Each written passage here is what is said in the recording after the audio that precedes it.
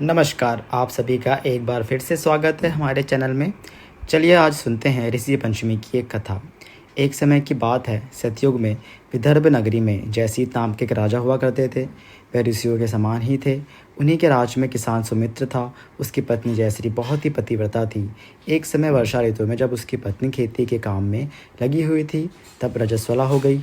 उसको रजस्वला होने का पता लग गया, फिर भी वह कामों में लगी रही। कुछ समय बाद दोनों स्त्री पुरुष अपनी अपनी आयु भोग कर मृत्यु को प्राप्त हो गए। जयश्री तो कुतिया बनी और सुमित्र को रजस्वला स्त्री संपर्क में आने के कारण बैल की योनि प्राप्त हुई।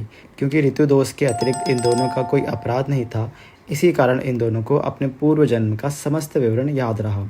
वे दोनों कुतिया और बैल के रूप में उसी नगर में अपने बेटे सुचित्र के यहाँ रहने लगे। उनका बेटा सुचित्र बहुत धर्मात्मा था, अपने अतिथियों का पूर्ण सत्कार करता था। अपने पिता के श्राद्ध के दिन उसने अपने घर पर ब्राह्मणों को भोजन के लिए बुलाया और तरह तरह के भोजन बनवाए। जब उसकी स्त्री किसी काम के लिए रसोई से बाहर गई, इतने में वहाँ एक सांप आया और रसोई में रखी खीर के अंदर विष विमन करके चला गया।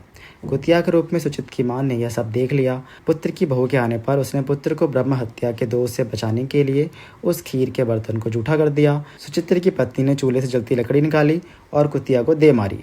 उसे लगा कुतिया खीर खा रही है। बेचारी कुतिया मार खाकर इधर उधर भागने लगी। मार खाने के बाद वो बाहर आई।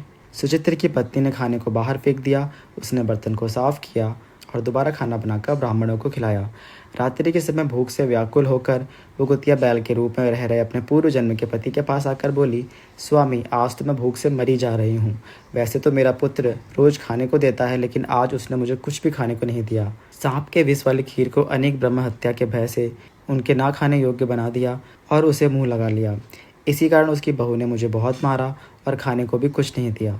तब वह बैल बोला, भद्रे, तेरे पापों के कारण ही तो मैं भी इस योनि में आ पड़ा हूँ और आज बोझा ढोते ढोते मेरी कमर टूट गई है। आज मैं दिन भर खेत जोतता रहा।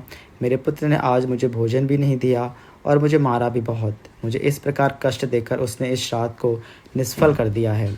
अपने माता पिता की इन बातों को सुचित सुन रहा था।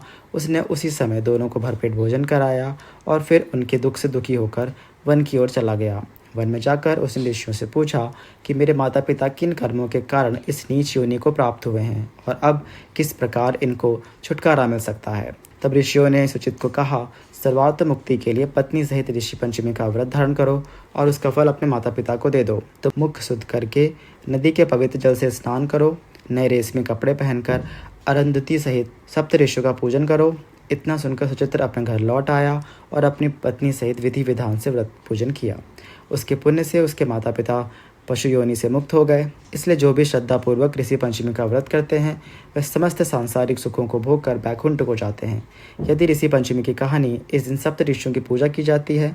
यह सप्त ऋषि हैं कश्यप, अत्रि, भारद्वाज, वशिष्ठ, गौतम, जमदाग्नि और विश्वामित्र।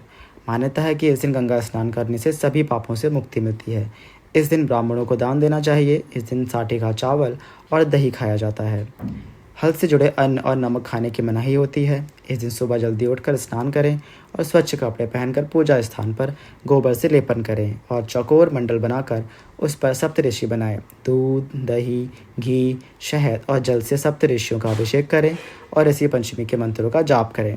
तो यह थी आज की कथा। आपको यह कथा कैसी लगी हमें कमेंट्स करके जरूर बताएं। वीडियो को लाइक करें और ऐसी ही कथा, कहानी और जानकारी के लिए हमारे चैनल को सब्सक्राइब करें। धन्यवाद।